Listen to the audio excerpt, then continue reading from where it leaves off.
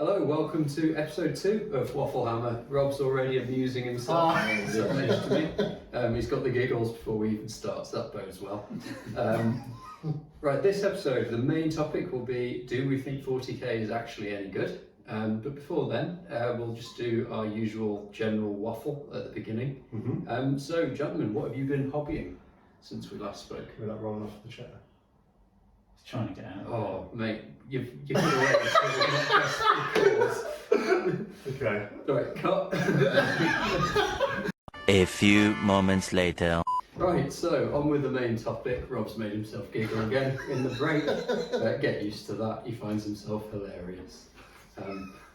Our main topic today is 40k actually a good game? It's definitely the most popular. Yes. You go into any local gaming shop or Warhammer World and 40k is going to be the predominant game. Yeah, it's probably the mainstream game, isn't it? But we've each been around this hobby for quite a while and we've each played our fair share of 40k and a lot of other games. Mm-hmm. I'd say we've probably run the spectrum from 40k fan through to detractors, probably unfair. Yeah. But you've come to enjoy other things more. Exactly. So we're going to try and give you a balanced view on whether 40k is still or should still be the main landmark Warhammer game that everyone gets into. We'll try and be fair, and we'll try and tell some of our stories and experiences along the way. I've done it like I was writing an A-level essay, and I've got my old pros and cons list here. Fantastic. So are you two prepared as well, or are you just going to wing it? Winging it. Which reminds me a bit actually of your wedding. I know, random segue. That power armour. I'd written my speech. I was Rob's best man. I'd written my speech out, delivered my speech, and passed off to Rob, who the night before had scribbled maybe 6 lines of notes on a cue card, and I said to you at the time, maybe you want to put a little bit more into your wedding speech. He's like, no, it'll be fine. So Rob stands up and just holds court. Those 6 lines lasted him 30 minutes on the mic. Yeah. So yeah, he's got it all up there. I didn't have any notes on my wedding speech either. Yeah, just winged it. Yeah, because if I got something to read, I think, I've got to say this, I've got to say that. That's where I'll stumble. But I know what I want to say. Yeah. I can structure it, just say it. Yeah. Let it out. Yeah. Just let it out your mouth. Yeah. Both of your weddings were very nice. Oh, it's very kind of you. Yeah. Do try. What a wholesome little segment. Hopefully it's just the one, but yeah, hopefully just the one. Yeah. We'll get 3 cumulatively. That'll do. So I'll start off then as probably the most neutral. I don't play a lot of 40k. I have joked that I play 1 game a quarter, which is about my average at the moment. But I would say in general, one of the main pros for me with it is that it is easy to find someone to play with. Yeah. You can always find it's easy to find someone to play with. Not for Warhammer nerds. No, sorry, different podcast, so there was something else, This bleeds into one of my reasons for being against it. Does it? Alright, fair enough. I was going to say, but this is how you and I met. Yeah, that's true. Finding local people to play a local game with, and from there you can gain all kinds of friendships. I think the main thing is currently 40k is, as soon as you think of Warhammer, straight to it. You've got the TV series in production, you've got the game inside, it's all 40k related. You look at the models, I'd say Games Workshop are producing the most really on that line. I mean, that's not well, it's a huge range of models, easily.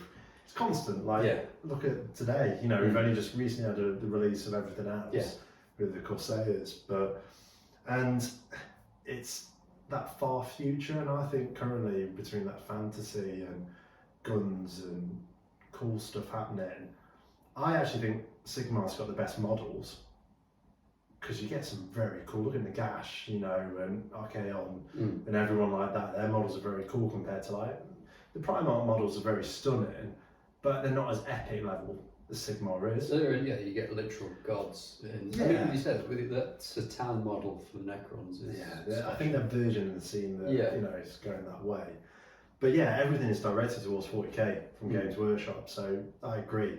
If you're going accessible, you go for the most popular game that you can get a game in. You can collect an army that's very nice looking very quickly, and Games Workshop reap the benefits, don't they? Yeah, I mean, you can always find someone to help you get into 40k. Yeah, that's true. Like you can walk into any game store, and there's going to be someone there. Do they still do the what was it called that Games Workshop did? Where you could get like the younger kids could go in. Yeah, get a model. They do. It's called Battle Honours. Battle Honours, that's it. It's 40k related, isn't it? Not Sigmar related. You and I did it back in the day at Games Workshop. That's at different times. It wasn't really 40k. We used to do it for Warhammer Fantasy. We did. Yeah. The old like 12, 13 or so. Yeah, skeleton and a zombie. And I popped in there the other day to pick up an online order, and in Burton. And we used to be upstairs as well. Yes. Yeah. Good times. I know. Yeah, you can always find someone to play a game of 40k with. But Joe, you said you had a potential negative on that. Yeah, but I was going to lead into it because it's quite a complex one. Okay. If I think of wargaming experiences I haven't enjoyed, all of them have involved 40k. Yeah. Counter to that, I think it depends, because obviously you're getting a load of people into the 40k universe, nothing else. So therefore you're always going to get that balance of like good players to, let's call them competitive players. So if you end up with that bad experience and you get a competitive player, it's going to put you off the game, isn't it? Really. So I'm thinking, let's give this an example.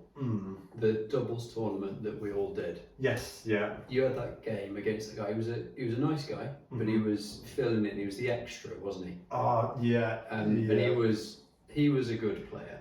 He had that Norn, that Tyranid Norn, and I put the Lion against it, and I think it's because he ended up surviving around from the Lion, and then the Norn just ripped into the Lion and destroyed him. Right. But I remember you saying you didn't particularly enjoy those games. No. I mean, the guy wasn't really having to try to give. No, well, halfway through the game, he started watching the F1. Oh, right. Yeah. And it I'm not going to be the most interesting player you come against. But this wasn't highly competitive. No, it's madness though. It is. So it's just like, for someone new joining the hobby, imagine you're on your third game and you think, I'm going to try the competitive scene a bit, see what it's like. And you come into a game like that, it's going to put you off, which I get. Yeah. So I think with 40k, that's more likely to happen because it's the most popular. Yeah. And you're going to get those people on a higher ratio. And people get very invested in the result of a 40k game. Yeah. Like, I've never had a game of Heresy or Necromunda where someone's got the hump. No. Because it's silly. It's fun, it's silly, isn't it? I have had games of 40k where, sometimes on very small things, people have kind of taken umbrage with something that's happened, and then it's just kind of soured the next 2 hours. Yeah, clearly gone in a sulk. Yeah, pure silence. We've all had one of those, haven't we? Yeah. I mean, we'll tell this story. Remember when you first had a game against Bellicor? Oh God, Bellicor. Talking about soul. That guy. Honestly, Custodes army, probably Custodes in a meta sense as well at that time. It was in 9th, wasn't it? Yeah. Wasn't it me and you? It was. Yeah, it was a doubles game. Yeah, and the shield captain on the bike as well. They were flying up the field, laying waste. And then Bellicor just came down that left-hand side. Were you guard? Yeah. Yeah, came down that side and just started mowing his way through everyone. And because of the Shroud of Darkness and the -1s and the +1s to him and everything, it was just like, you can't stop him. But we're not moving on quickly. I can remember in that game as well, you having a sulk at one point because it transpired Bellicor wouldn't be able to achieve something, and you got confident. I will say, if I'm going to have a sulk, 40k was the time to have a sulk. And I don't know what it is about it, but it just seems to inspire sulkiness. No, it's because it's built in a way that creates these feel bad moments. Yeah, there's too many gotchas. Too many gotchas. I think it's getting worse though. As much as I am pro 40k, it is going that route of the bigger Primarch deities, whatever you want to call them. They're not dying on the field, and if you do kill them, they've got like the come back up. My kind of roadblock has been when Titus has come out, and obviously Games Workshop's like, here's my hero. He's like the forerunner now, or 40k almost, and the rules they've given him are just like, I called it plot hole armor.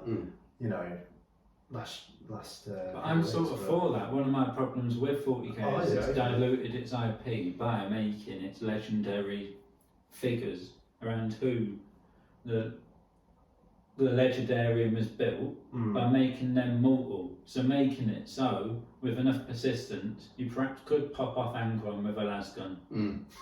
Yeah, you can. Yeah, and it's detracted from the overall product. Things have lost their narrative power, which has led to a breakup of the coherence.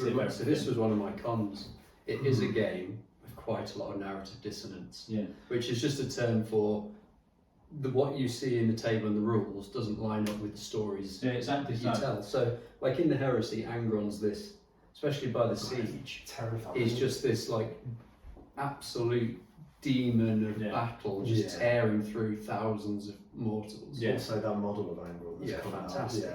He should not be able to be hurt by a lasgun, and in Heresy, he can't be hurt by a lasgun, and that is perfectly fair. But this comes down to, for me, I sum it up as 40k now plays like a video game on the tabletop. I agree. I don't like how it is.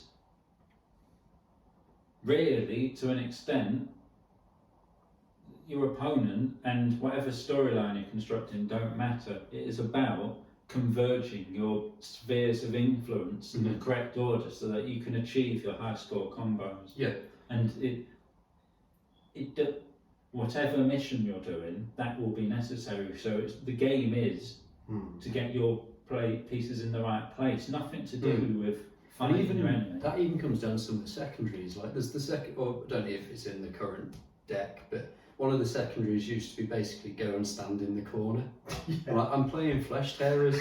They're bloodthirsty warriors. I don't want to send a unit to go and scout in the corner for no particular reason. Think if, like, say for whatever reason I was on the battlefield and one of my sergeants seen how shit I was at fighting, go and stand in the corner. But it's like, I remember because you had to include in your army some very, very low points, and they could just literally go stand on the objective. That was back when you used to get CP for like detachments and stuff. That's one of my complaints against the game system. I hate command points. But on the other side, do you not want a fight that's going to be cinematic? Oh, absolutely, you want the cinematic. Like this is the reason we're in the game. Is the complete side of looking down at the table and imagining all that's going off. You know, there is something very exciting about, you know, laying like the lion into a unit, and he is outnumbered. There's probably about 20 people, you know, when you've got your death company, and there's 20 guys in there, and you know there's a lot of attacks coming in, like the imagery of him like holding the Emperor's shield up and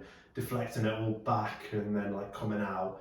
And in Australia, that doubles tournament, we fought some Imperial Knights, and the lion just walking up to like this titanic thing, you know, and then just slicing it in one go. Very cool cinematic. On being on the other end of it, that's the it's thing. Not great, is it? You know, but when those moments happen in 40k, they're fantastic. Yeah. But they don't seem to happen as readily as in other games. And for every amazing moment you have, you'll also have a game where your hero legendary unit will just die. Yeah. Like, remember the Tzeentch Flamers against Azrael? Yeah, and I got in a company. Or against my Necron. Or against the Necron, again. But saying that, we have had some amazing cinematic moments. I've got an example of games with both of you. There was the doubles game you and I were playing against the guy playing Orcs and Space Marines. Yeah. And in that game, there was the fantastic showdown of a unit of Death Company and a Death Company Dreadnought against Gazgul and his unit of mega knobs. Yeah. And it was just an absolute slobber knocker Yeah. of a fight. Like this dreadnought, Death Company dreadnought, survived on 1 wound forever, seemingly. Just Pretty passing cool, field yeah. pains and like reduced Gazgul down to about 2 wounds, and all the knobs were gone. Like an amazing battle. And on the other, all the knobs were gone. And on the other side of the battlefield, Come back to the my bone temple. Space Marine captain was fighting Marnius Calgar in a 1-on-1 duel. Yeah. Which edition? And model? well, there was only the one at the time. Yeah. Oh, it wasn't like Yeah. In the bad old days. No, it's the Yeah. seventh iteration of Yeah. Calvary. It was earlier on in 10th. Okay. And yeah, my captain Pops is greatest day ever, and he's also a rage-fueled warrior or whatever it was from the Blood Angels, and just gets him down to 1 wound, and Marnius claps back and gets him down to 1 wound, and it was like a whole back and forth thing. Yeah, those are great cinematic moments. And then I remember the game we had, where the legend of Commissar Wellard was born, Yeah. where Square was commanding a contingent of Imperial Guard, wasn't he? Yeah. And got charged by some Sanguinary Guard or Death Company. Yeah. And You know, something that should kill a Commissar and a few guardsmen. And all the guardsmen die, but Wellard just refused to die, just passing saves on saves. Yeah. And then killed 2 or 3 Space Marines in return. Yeah, it's correct. Yeah, and then he did great in the next game. But then it's like, say you look at that story element of on the tabletop, it's very cool. But then if you imagine that in a cinematic universe or something like that, where one Imperial Guardsman takes on 10 Space Marines. Yeah, it shouldn't happen. It shouldn't happen. It was narrative dissonance, but it was great because we'd had 6 beers each. Yeah. But then it's also that balance of like, where do you find that cinematic to what's going on the tabletop? You know, and I think that's what Games Workshop are trying to figure out, because you have got all these powerful beings and you don't want them to die, but then you don't care if the rest of the army dies because you've had your cool moment. So I think they have figured it out, just not in 40k. Okay. Because I think we've played quite a bit of Heresy, haven't we? And in general, that narrative dissonance is far reduced in Heresy. Like, things play out on the table kind of in line with what you'd expect. Yeah, okay. In terms of the stories that are told. But is that because initiative and some... Yeah, initiative plays a big I do part. miss initiative. That's one of my... Well, I've got so many things. You start griping, Joe, you start griping. So we've been quite positive so far, I'd say. Yeah. Well, I don't know, because I've got complaints with... First of all, I really like Warhammer 40,000 work, the universe, Okay, all of the lore. Yeah. I'm not here to slate 40k or nothing. I'm just explaining why I really don't like the game very much at the Can't wait to moment. see all the hate mail. Well, let it go. So, You okay? I'm trying to think how to phrase It's it. emotional, I know. I think the first would be like the model of it, as it were, how it's designed to operate. So what, the quick turnaround. On its continual cycle, Mm. and especially when the company is actively making changes to fuel the competitive scene. It makes, and if they're constantly shifting the meta, and then they've got an active competitive scene, well, that makes sense, doesn't it? Yeah. So that's which way it's going to keep going. That damages players like us who don't play very often. Right. Yeah. But not just players. I think since 8th happened and the Cicatrix Maledictum, Well done. I don't think it's feasible to expect there to be another 25 or whatever years of stagnation in the storyline. I think we will now see a steady continuance of the storyline in order to drive narrative situations to promote sales. Yeah. Which means that the armies that get a refresh are going to be those that have since been longest since their last refresh. That shouldn't be the criteria for picking the protagonist in the narrative story that decides the game. When the talk of which Primarch's coming back next, Perturaba. Well, Oh yeah, Demon it's like there's only so many that can come back, and if such and such a legion or chapter or whatever they all have had a lot of attention recently, you know it's not going to be their Primarch coming back. It's someone, and the link between it's too blatant a link between the creative decisions and the fiscal reasoning. You saying like you can see Games Workshop's roadmap. It feels before. Yeah. It happens. Yeah. And like, look at the Primaris. I like a lot of the Primaris models. I'm not saying, but they did that so they could copyright Space Marines and resell their most popular line of models to everyone who's already got them. They changed the name of them in the same fashion that they did with the Eldar and with the Imperial Guard. However, the grab for the money in the way that the Primaris models were, that wasn't present when they didn't bring out a whole new range of slightly bigger Eldar. Not at the time, no. And a whole new range of slightly bigger Imperial Guard when they changed their names for copyright reasons. What? And I think that's too... When did Primaris come about? Was it prior to COVID? It was start of 8, so well before COVID. Because all I know is, because Games Workshop is still, at the end of the day, as much as we're fans, it's still a business. Well, this is... and it's like, I know where you're coming from, because it is, like, you can literally see what's coming ahead, what's going to happen. You can pretty much guess it, and that's why you've got, like, Chapter Master Valrak and, you know, our good friends, Allspecs as well, who can kind of see what's going to happen. And obviously they get whispers from the warp, I think they call it, or whatever, of what's going to happen. And yeah, you can kind of guess, you know, like we were saying with Perturabo coming back, because Iron Warriors is getting that little bit of love occasionally. And then if we get a big burst of them, you're expecting him to appear. But if he doesn't, you know, it's not going to be for a while. But I was just thinking, you know, Games Workshop have now gone on a drive, a real business push, I think. Because during COVID, obviously, loads more fans came in and started painting more because they realised, okay, one, I'm not going to get judged. I know we're in the 21st century and it's a bit more easy now to be a nerd, but you weren't getting judged. You were sat at home, people weren't looking, and it's something to do as well. Got bored. This was cool. And then they've tried with the animations now, which of course certainly better. Yeah, and very questionable in the way they did that, because they're stopping YouTubers from making their own animations, like the guy who did Space Marine. They gave him a job, didn't they? They did, but you know, you hear things about the crunch that he's under to get like the new one out and everything. Stunning work, but you know, they're very much trying to get hold of their IP and drive that forward now with the games, with everything.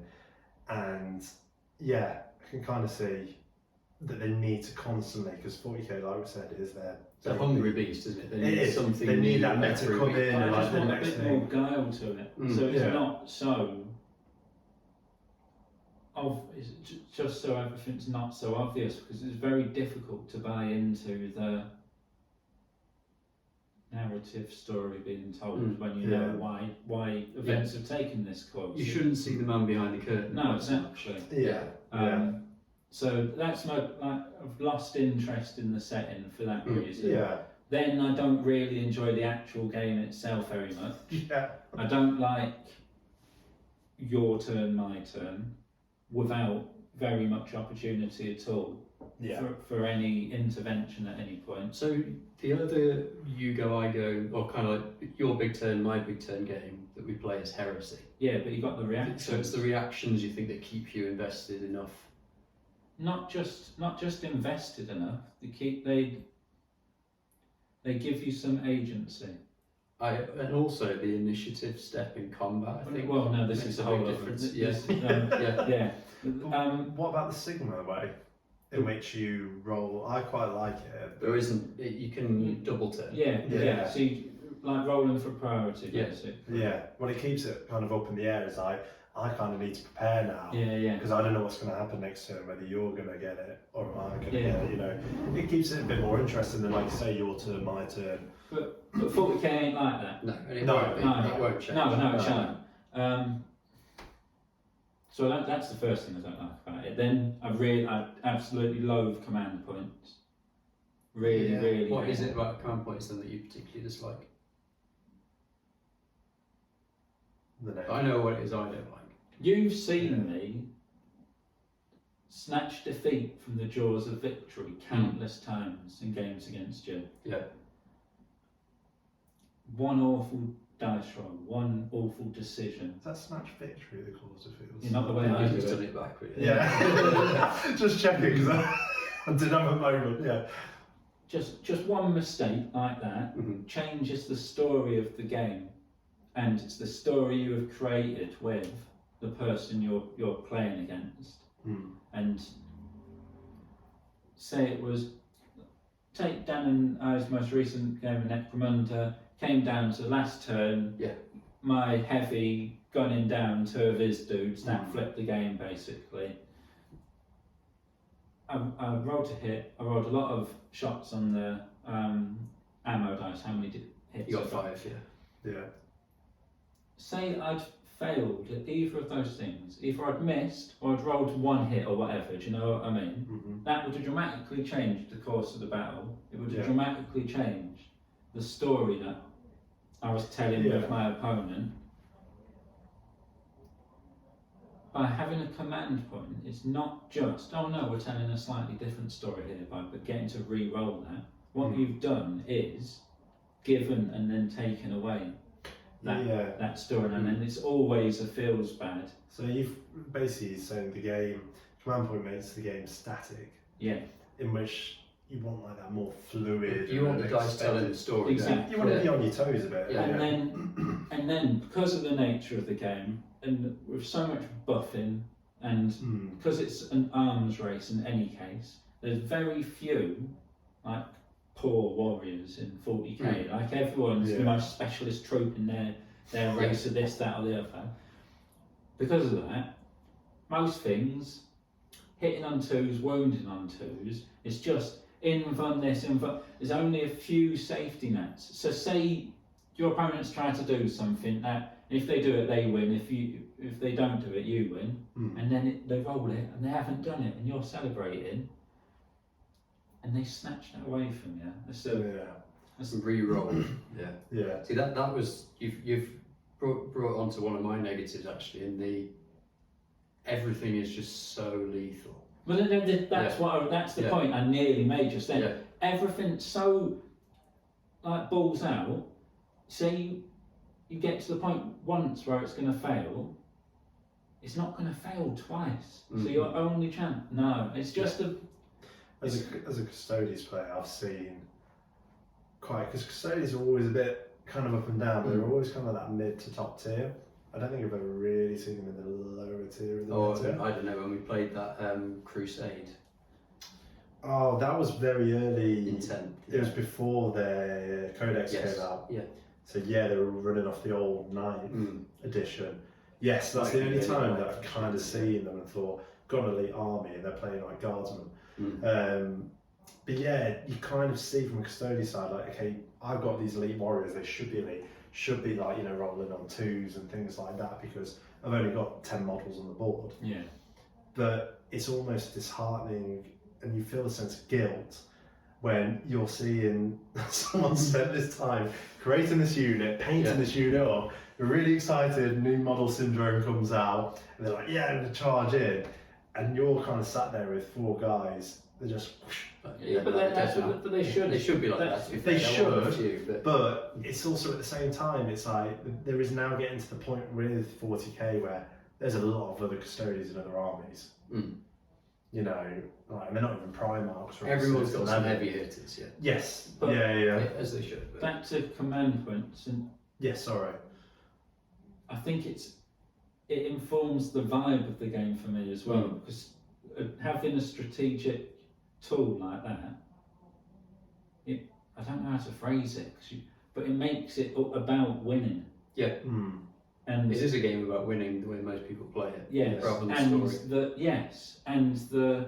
all of my complaints stem from a dislike of the experiences of people that I've played against whose aim has been winning, not coming down and making a cool battle. Yeah.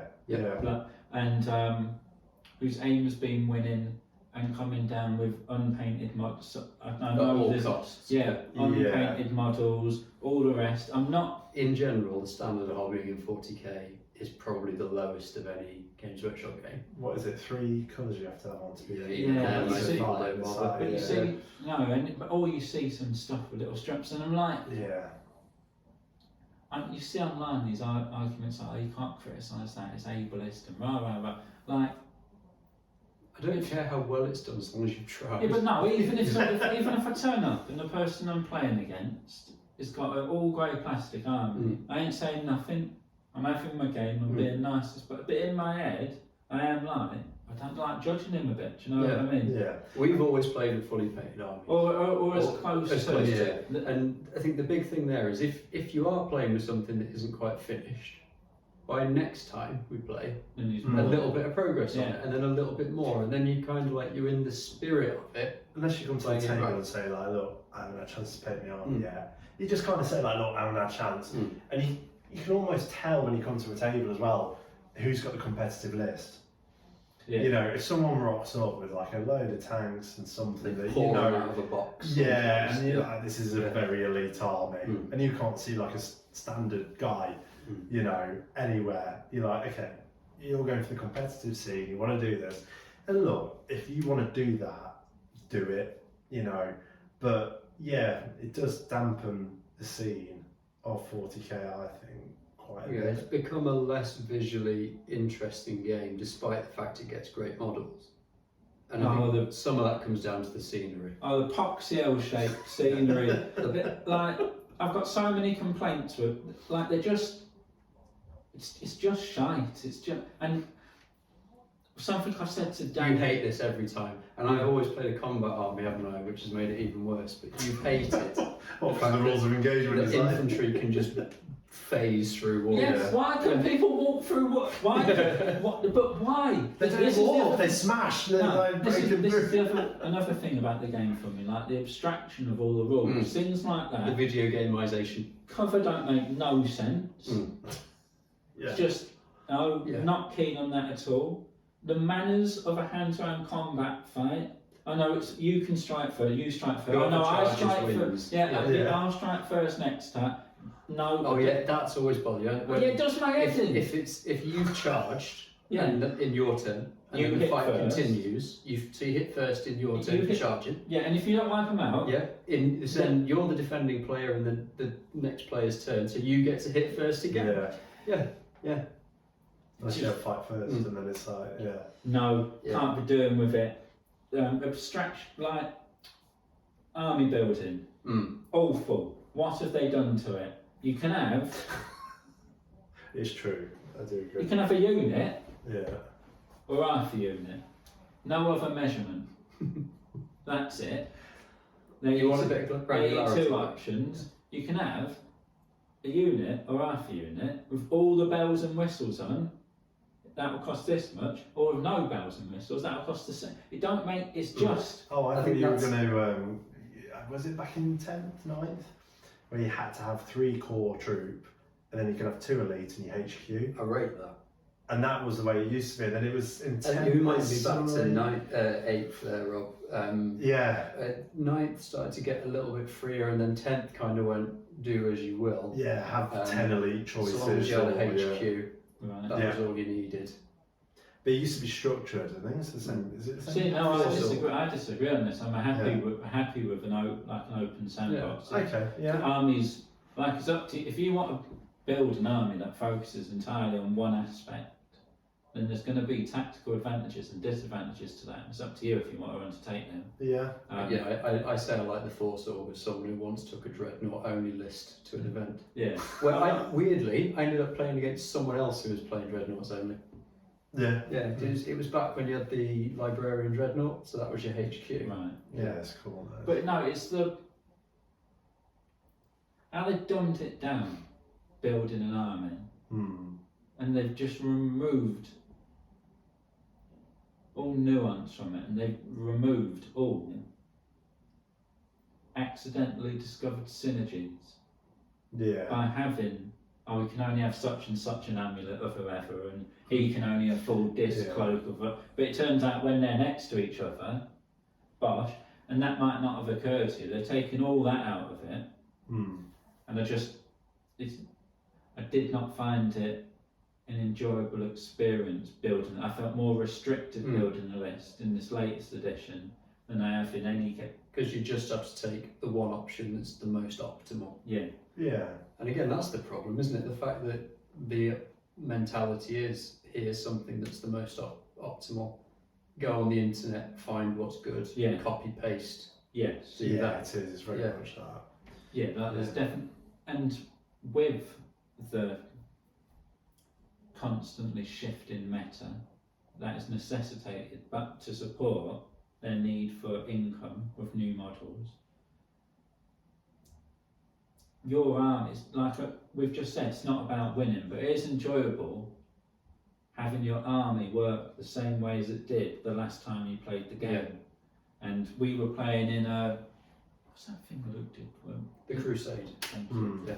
And I played one game, I think it was maybe a fortnight or a 3-week gap, and they came back, and my army, it didn't do the things it done last time, couldn't do them anymore, it didn't done new things, and like, what an unsatisfactory experience.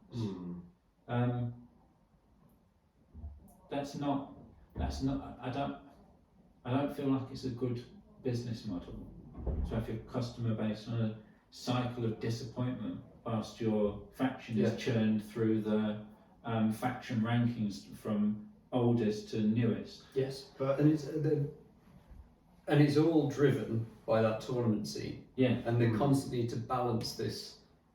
You know, dozens and dozens and dozens, hundreds of spinning plates that they're trying to balance.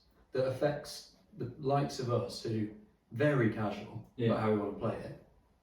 And it makes me think, would it not be better to have kind of 2 strands of 40k and say, tournament players, here's the tournament version of the game. Yeah. We'll do all the updates on that. This will change all the time. You're in this because you're serious about winning and playing tournaments. But then for the rest of us, just leave it be. No, because do you not like that? No, I do. Yeah. I do. But just imagine you've got 2 different 40ks. Yeah. Before long. You have different game modes as it is already. But why have they got in that section? I want that in our section. The people start pissing and whining. But they've always tried to do it with not Spearhead because that's Sigma. Combat Patrol. Yeah, Combat Patrol in the sense that you've got your smaller, quicker games. Probably won't be competitive scene with that. But then it's, for me, what I don't find appealing about Combat Patrol is almost your problem with the list building, where Combat Patrol is like, you've just got what's in that box. Yeah. There's no choice to be made. No. That you get that box. No, so... Yeah, but can't you with Combat Patrol use... It's a smaller point system, isn't it? You play the box against the box. It's just for the... I don't think it's just like a 500 point limit game. I think it's just... That's what's in that box versus what's in your box. Yeah. Yeah, so you're largely at the mercy of the tactical skill of the person who decides which units go in that box. Which guy sat down and thought that was a good idea? I don't think it's a terrible idea as an intro, but when you've got a larger collection of models, I don't think it's the way. Do you think they were hoping that people would get into it and there would become a ranking system and then they'd sell more? People go, I must have the Lizard Man one. Yeah, I think it was because of what's the offshoot games they do with Sigma and everything? Well, like Warcry. Yeah. Kind of like, and there was Warcry where they thought, okay, we might be able to get away with something now where, or even the offshoots, the warehouse, like, okay, these aren't selling very well, shove them all in a box. I think what the Combat Patrols called before they were Combat Patrols, like Battle Force boxes, whatever. Yeah. Those were always just like a good way of getting started in an army that had usually the stuff that you wanted to get going. Yeah. They just happen now to have built a game around the Battle Forces, which is good in many ways if you're brand new. If you're like, you're Johnny down the road who's 12 years old and he's can afford a Combat Patrol and his mate Billy can afford a Combat Patrol. They can get playing. It'd be a good day tournament, wouldn't it? Yeah, exactly. Have a tournament with all the factions. It's 21st century, so it was coming along. Good. Oh, Billy could be male or female. That's Billy he's got you there. So he's got you there. Who's the bigger, really? Yeah. Shout to Billy Poker. Yeah. Big fan of that dog. I just didn't know how you were spelling it, that's all. Well, doesn't really matter. It'll show up on subtitles. Yeah, it'll Will watch it? it back on Yeah, YouTube. will. Then we'll know. Yeah. Subtitles, I don't know the spelling. Right. So that was a fair bit of bashing. Let's see if we've got anything else. What I'll say, good thing about 40k is it's pushing Warhammer Games Workshop in the right direction. Oh yeah. Because what we're getting out from it, you know, from every, like, it's growing and growing and growing, getting more people involved now, and look, really, you get excited about what's the next thing that's coming along. Yeah. What can I convert? Everyone's converting from 40k because the new models are coming out all the time, and it's helping actually push Games Workshop in the right direction, because they're constantly thinking now on their toes, what's going to be cool, what's going to be new, how can we get ourselves out there more? And let's be honest, as people who enjoy the specialist games, 40k is definitely our rich sugar daddy. Yes, It's keeping the coffers full exist. so we can enjoy Necromancer. Yeah. It is. Yeah. Like, it is pushing everything. So, because if 40k falls, I don't know what would happen. Sigmar's not got enough leg on it to keep that, business up. If you imagine the pie of Games Workshop, it's, I would imagine 3/4 of the rest. Yeah. I'm sure I read that AOS outsold it. For a year. Very rarely see a game of AOS happening anymore. I'm sure they do, maybe just places I go. But maybe the Americans like AOS more. Renaissance fairs, They're no relevance to real medieval Europe. That's another gripe. But let's not get into that. I like where you're going, Rob. That was a nice positive point. It is, and as much as I hate about the game and stuff, it's still very cool. And it's the setting, the models, and actually we have all had games of it that we've really enjoyed. It just, I think it has more opportunities for it to go off the rails and have sulkiness. Than many other games. It just needs tweaking. It just needs tweaking in the right direction. One day and one edition they'll get it. And they'll get it right, and we'll all jump back in and have a lovely time. And then 3 years later, it will go wrong. And it will go wrong again, and then we'll go on this massive roller coaster of the 40k train, and look what's come from it. As much as I do select Titus a bit, it's been a good poster. You've not mentioned him, mate. I love Titus. They all come in. Because I love it, because sometimes I had a bit of a dull moment of painting and not being in the hobby. Space Marine 2 came out, and obviously I played the hell out of it, the first one, and then 2 came out, I was like, I'm straight back in this. Because you've got something to play, then I can pay it for a bit, come back and play a bit more. It'd be the same, like the new Dawn of War 4 was fantastic. And now they need to call it Dawn of 4, don't they? Yes. And then the next one, just 5. And then the next one, War 6. But then, I don't know, have you guys seen the Total War? Warhammer game. Man, that's going to make me bankrupt. It is. I'm going to run out of time to do anything else. I am a sucker for a Total War game. The 40k Total War. 40k Total War. That's 5 hours, and all you've done is destroy one planet and probably raided another. My wife's going to leave me. I'm not going to have showered for 3 weeks. But when someone asks you, what did you do? I blew up a planet. That's true. You'll do alright, bro. Saved a load of people, but we're now getting all this stuff that when we were younger, we looked at the game, we thought, how cool would it be to see TV shows on the big screen? We're still big believers that hopefully one day movies are made, and it will be the next biggest thing. What are you saying? We have had a movie. We've had Terence Stamp's Ultramarine movie. Absolutely. I still love that. As much as it's this, but quite of the opposite view. I'm opposed to the films and the TV shows. Do you think they just won't represent for you? They've got no chance whatsoever. Yeah, but people probably said that about Lord of the Rings. Like, you can't make Tolkien's books into a big film. We've seen but if you watch Rings of Power, Power, end of that as well, haven't we? With Rings of Power. I quite like it, but but it's not Tolkien. It's not Tolkien at all. Well, no, it's not very Tolkien. No, it's still nice. But I Are you don't saying want orcs can't have babies and families and this It's Look, the bad guys can still have families, Joe, I'm telling you. But Yes. it would, or look what they did to the Wheel of Time. Yeah. No, that's true. Or I can sit here all day and go, but look, no, but when it'll they be get it wrong, different. It'll be different because they've got Anson Boy Cavill involved, and he It likes is a paint, Anson. and he's gorgeous, and he likes painting custodes, so everyone's dead excited. Piss off! No, it's not. I'm not hyped by it because they're not going to get it right. It is going to inevitably, and this isn't a current day only problem. Inevitably, it is going to be coloured by the environment in which it comes out, and 40k is not compatible with that. It already is. But yeah, okay. But at the same time, as a younger little lad sat there playing with your figures, you don't know how to play the game properly. I used to sit, and just kind of hit them into each other and and now you can see that. And No, but you can't. I can play as a space marine on a big game. I can go smashing through aliens. I now can play my tabletop game that I love. I can now physically do more it. ways to enjoy it. Is what you're saying. Yes. There's many more ways to enjoy the setting. There is, and it's only going to grow as well. Alright, but the TV show will be shit. Okay, we'll see. Yeah. Okay.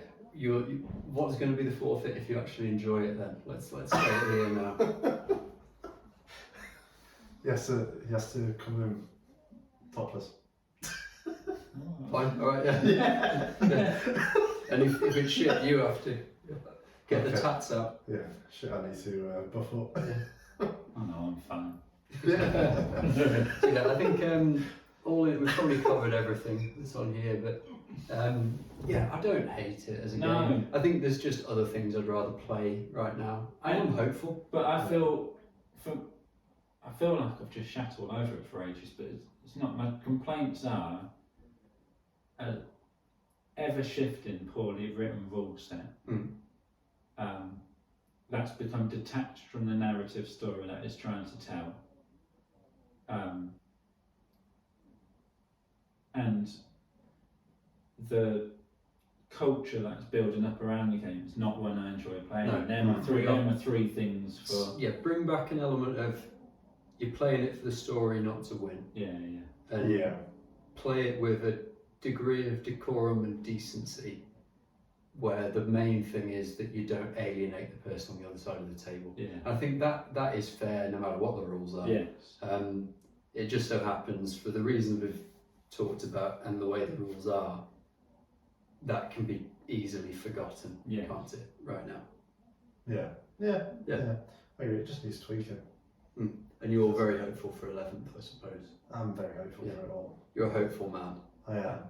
Okay, now we're done with waffling about 40k. We'll just do our extra waffly bits. We're going to try out something new, where Joe's going to talk about the epistemology of Warhammer names. Try saying that after a few. Because I thought there's loads of names in Warhammer 40,000 lore that you recognise have come from something else.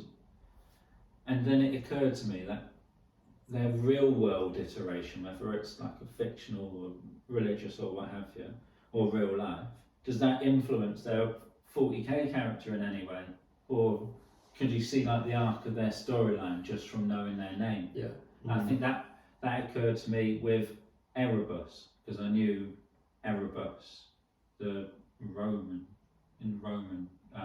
pantheon, is the son of chaos. Right. So, so with him being the one who then kicks everything off.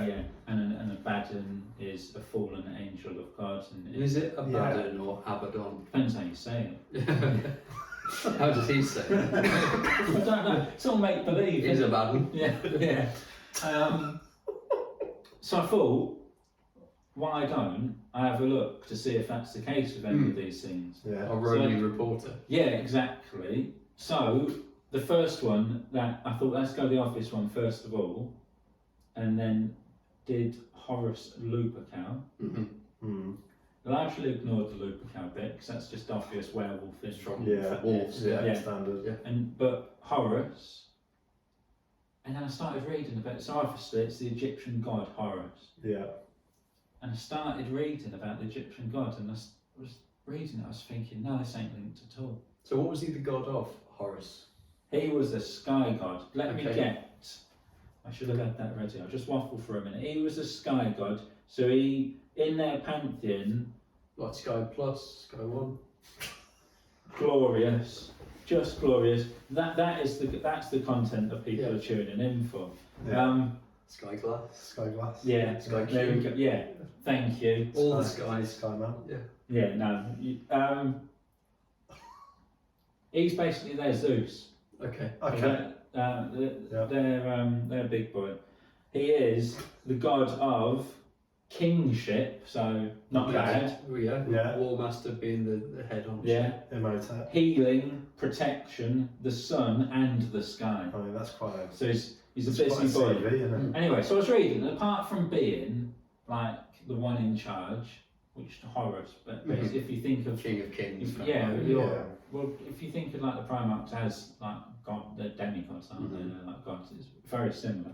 I was reading, I was thinking, no, there's not much relation. And I kept reading, and then it turned absolutely wild. So there might not be much connection, but I just thought, when else am I going to get a chance to talk about this and broadcast it? And maybe we can somehow tie it in Yeah. to 40k at the Yeah, end in why some not? sense. I And think then so, we've yeah. done a coherent episode. So Let's not be too optimistic. no, it's good to dream. And this is when the whole thing dies. Right. So you got to imagine there's different Egyptian gods that are getting to be king of Egypt for a bit early in Okay. Egypt's history. Yeah, imagine it. I'm there. And Horus and another god called Set or Seth, they're vying with each other, Yeah. and a massive fight goes on for 80 years. It's just a big fight, isn't it? It is, but they're gods. What do Yeah. you want? So, cause damage all over Egypt. All the people are complaining, and they complain to the other gods, and they say, "Oh, he sort these two out. Sort them out." Standard. So the gods say, "You two, when calling you to a meeting on such and such a date, you're going to sit down and sort this out." And Set thinks, "I can't have this. They're going to side with Horus. I need to get him on. I need to get him under my control. How can I achieve that?" And oh yeah, content warnings and trigger warnings ahead. Like, I do apologise. Set Buckle in. yeah, Set decided how he could assert his dominance over Horus was to have sex with him and leave his seed inside of him. Because the other gods, through means that aren't explained properly, it's a plot hole. The other gods will not, they'll know Yeah. that's my seed inside of, therefore I've got power over him. Standard Egyptian Yeah. times, yeah. Well, yeah. And No. this is how the management system in a lot of organisations. Anyway, I mean, didn't farmers used to argue and then it's like, right.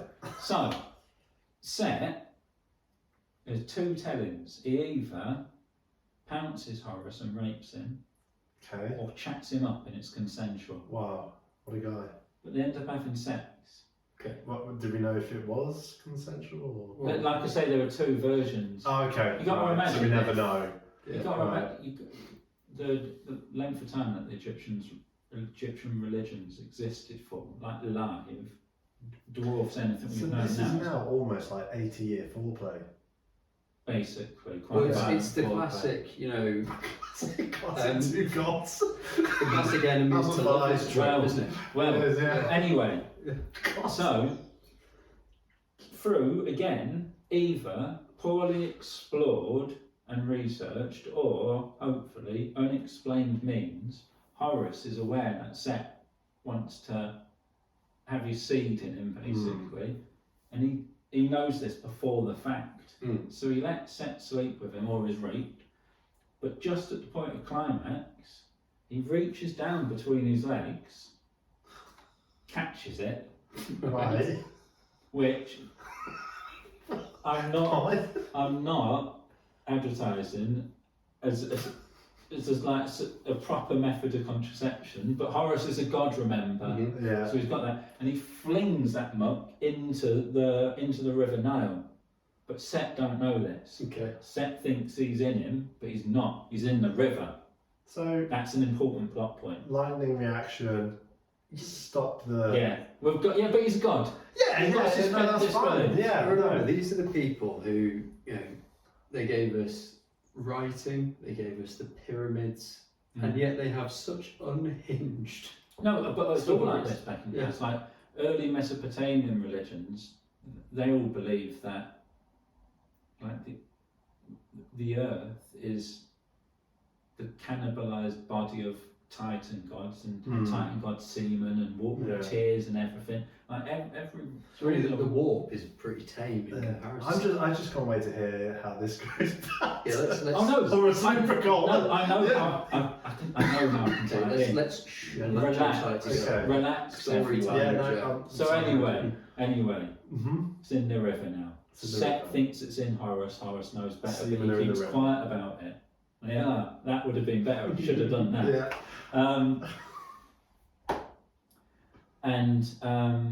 So Set attends this meeting with the other gods where they're going to sort it all out.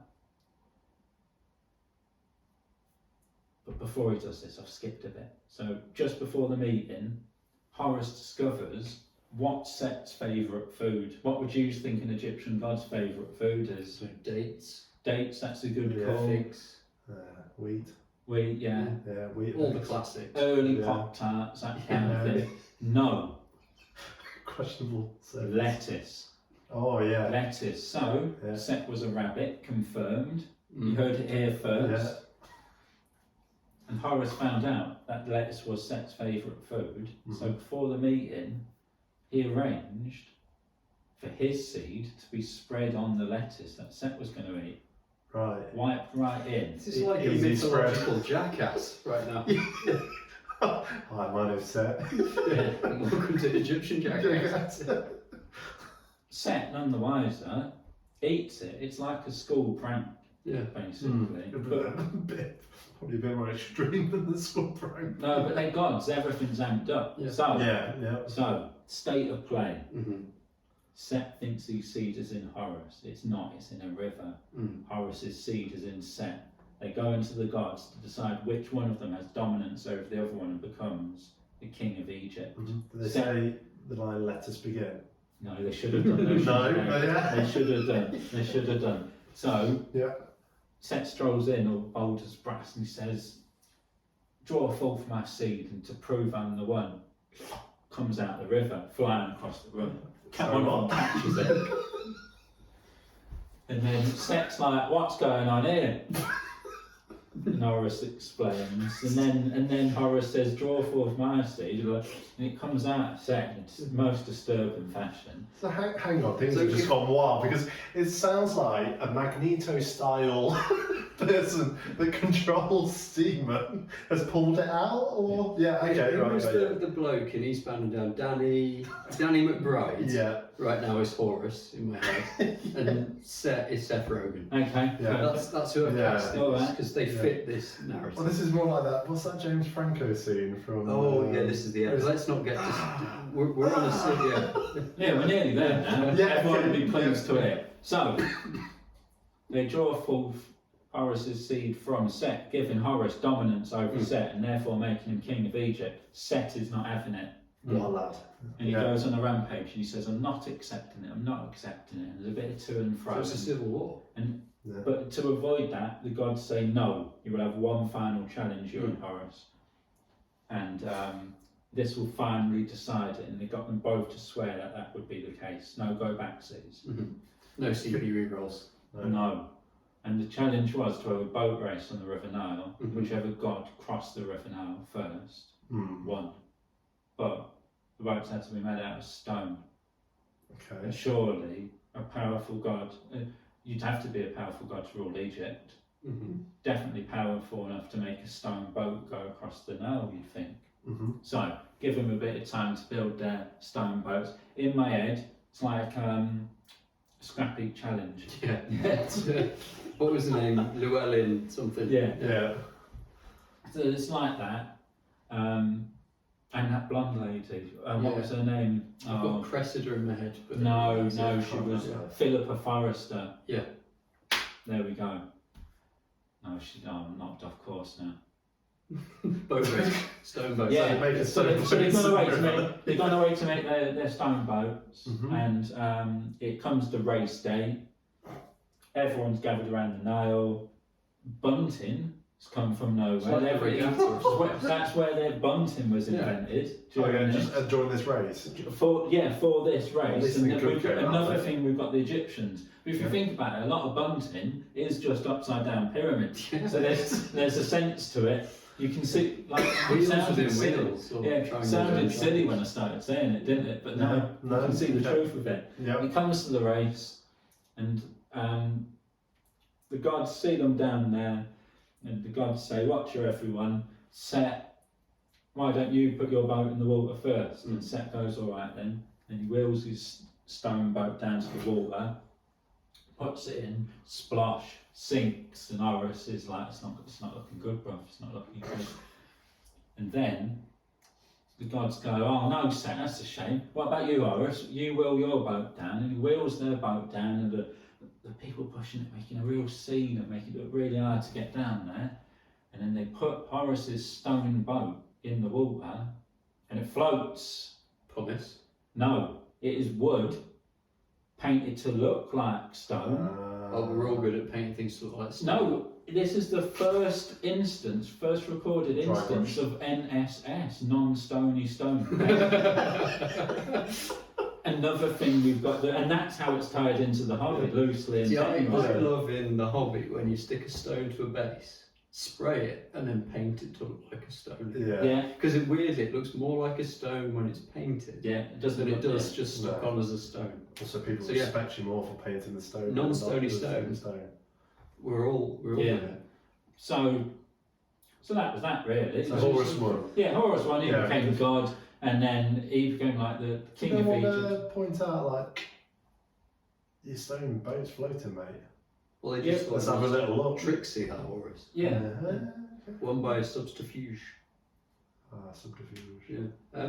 So who would be Set in a 40k analogy or 30k analogy? I don't know enough about him. Well, Fulgrim. To say. That sounds like a Fulgrim they job. should have been the War Master. Who was the most angry about not being War Master? I think Magnus might be Set, you know. I don't know, Fulgrim was quite angry at times. Yeah. He's the Emperor's children, isn't he? Yeah. And the kind of lettuce and he probably would have enjoyed all of that. Was it the Maraviglia? Yeah, that's definitely something out of the Maraviglia. But in looking through these things, it's made me find loads of like interesting bits that I didn't realise. So we'll have another mythology story time with Joe. Yeah, and it'll be a great deal. Like there'll be far less bodily fluids. Maybe. I don't know about that one. Who knows? Yeah. Right. Well, I think that was.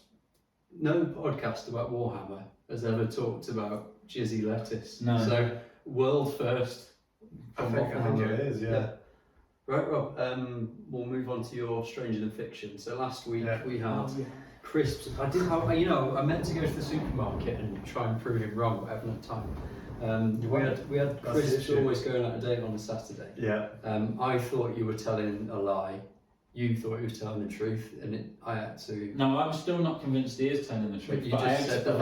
Honestly, it's the truth. You go and have a look. Yeah. So what are you going to try and hoodwink us with this week? So this week it is identical twins have not got identical fingerprints. No, I don't think they do. You don't? No. Why would they? They're identical. Yeah, but then they're kind of not. Like, I've met identical twins, and you can definitely still tell the difference they don't use between. The same skin. No. How do you know?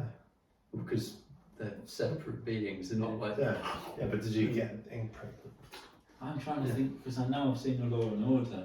Yeah. With twins in, and I'm trying to think back to that. How did they get them, or did they not get them? Yeah, it'd be a bit of a plot hole. Well, something could be exploited by low-level crime dramas quite readily. What do you mean low level? Lord, what do you mean low? It's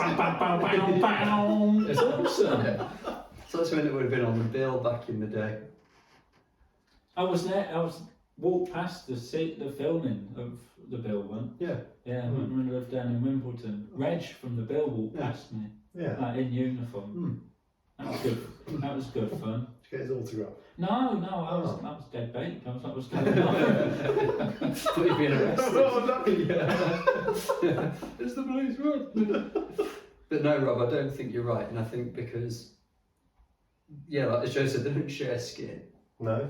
I don't really know enough about fingerprints to say that they're genetically encoded.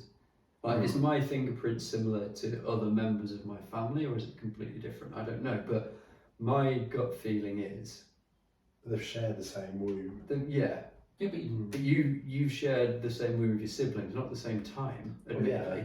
But it's like you've been to the same hotel. It doesn't mean you're coming out with the exact same slippers. Probably would. It isn't like a blue stuff mold. Yeah. It hasn't got like an imprint that you take away, is it? So no, I don't think you're telling the truth. No. Joe? No. You don't think is either? No, I'm not having it. No. All right. So this week we both think you're a liar. A liar. Yeah. You going to do the Davina pause, or are you just going to tell us? No, just let you sit on it. Oh. No. So it is actually true. Yeah. Not again. No, they don't have the same thing. They don't have the same thing. No, No, that's fine. Yeah, I didn't think they would. Yeah. No. Yeah, all the police are now breathing a sigh of relief, thinking, Yeah. how many of our Got the cases right have we got one, wrong based on fingerprint evidence? Yeah. I thought it was quite interesting. That is interesting. Yeah. Yeah, I'm glad to have caught you out. If you'd fooled me twice, fool on me there. Yeah. But imagine the amount of twins that are now contemplating murder, one of them. Thought, right, But I isn't can't it do quite it. easy? Well, not easy, but there are ways of removing your fingerprints anyway. Yeah, The it's simplest burn just them. being wear gloves. Yeah. But I know that there is ways of like aciding off your fingerprints if you wanted to. Yeah, I think there probably is a few ways, but And even then, like I think there's forensics is much more than just fingerprints anyway, isn't it? It's hair. the lint off of your clothes they can get Yeah. on. You could use a sausage instead of your finger or whatever you want. Slapping it right there. Like when Alan has his tungsten screws amazing in the vampire. Alan Partridge. Tungsten in your way into the bank vault. Because there could be passable as fingers, couldn't there? Especially if you get like one of the thinner sausages. Yeah. Don't get one with herbs. Just the main one. Yeah. Well, how you attach them is sliding them on and then. Yeah, hollow them out. Yeah, sliding them on. And then if you're hungry during the job, Yeah, you could do. give it a little bit of a nibble on the sausage. That is some proper shite waffle. Well, have we got anything else to add, or do you think that's? I think, to be honest, that's enough waffle for anybody. That's enough. Yeah. Yeah. Lovely. Right. Well, we're hoping to get one of these out every fortnight. That's going to be the cadence we're going to stick to. So this should be coming out on Friday, the 6th of February. If all goes well. You'll know if we're late, 'cause I've just said. So yeah, we'll keep on going. We should have some more news next time on Now Waffling, because I'm not very good at wrapping these up. Also, probably send in your shite. Oh yeah, please send in your shite dwarfs. Again, I'm wearing one of the Crusade t-shirts. This is my one with the wizard, and it's also got a squirrel on, I think, somewhere. So Are we trying to get sponsorship at this point? no, I just happen to be wearing it again. Yeah, there's a little squirrel there. Some Radagasti man. Is it vital to the t-shirt, the squirrel? Yeah, it's nice. I mean, do you have a t-shirt with a squirrel on? I don't think so. Actually, I think I did at one point. Yeah. I used to love Element t-shirts, and they used to be woodcutter vibes. Oh yeah. They did yeah, woodcutter, and I think I did have a squirrel on the top of one of them. So yeah, the joke's on you, Dan. Fair enough. Go and follow him on Instagram. We'll stick it plus in 2 to the pay. comments. Yeah. Follow all of us, to be fair. We've got Spartonius and Spartonius09. Yeah. And it really helps the algorithm out. And I don't like saying it because I'm one of them YouTubers. If you could spin on the spot 4 times and cut 3 photos of Lorraine Kelly out of gossip magazines, that would really, really help it. And please like the video. Yeah, and then what is it? Like and subscribe. Yeah, he's cut the pictures of Lorraine Kelly out and spin on the spot, right? Yeah. Stop trying to make up new I did sayings. that. Nothing happened. No, we You did clearly that. didn't do it right. Sorry. Oh, maybe you went left. And, no, you went right, so left. Anyway, right. That's goodbye from me. Bye!